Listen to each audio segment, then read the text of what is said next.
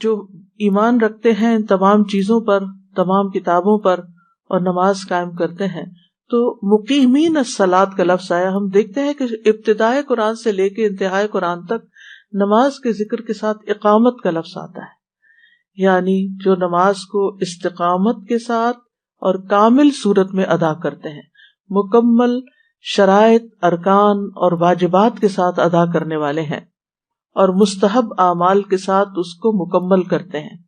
یعنی ایک ہے اس کو ادا کرنا اور ایک ہے اس کو احسن طریقے سے مکمل کرنا. اور یہ نماز سے عموماً مراد فرض، سنت، نفل سبھی لیے جاتے ہیں، یہ سارے ہی نماز میں شامل ہیں.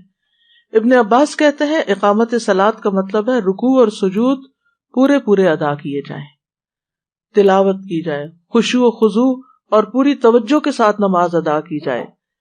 قتادہ کہتے ہیں اقامت صلاۃ کا مطلب ہے نماز کے اوقات، وضو، رکوع اور سجود کی حفاظت کی جائے. اور پھر نہ صرف یہ کہ نماز بلکہ اس کے ساتھ ساتھ زکوٰۃ ادا کرنے والے بھی ہیں، اور یہ دو اعمال جو ہیں باقی اعمال کی نسبت بہت زیادہ اجر عظیم کا باعث ہیں.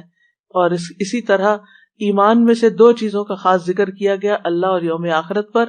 تو جس طرح اعمال میں نماز اور زکوٰۃ ہے، اسی طرح ایمانیات میں اللہ اور آخرت پر ایمان جو ہے وہ بہت زیادہ اہمیت کا حامل ہے. تو ایسے لوگوں کے لیے اللہ سبحانہ وتعالیٰ نے اجر عظیم کا وعدہ کیا ہے. نماز کے لیے عربی میں لفظ صلاۃ استعمال ہوتا ہے.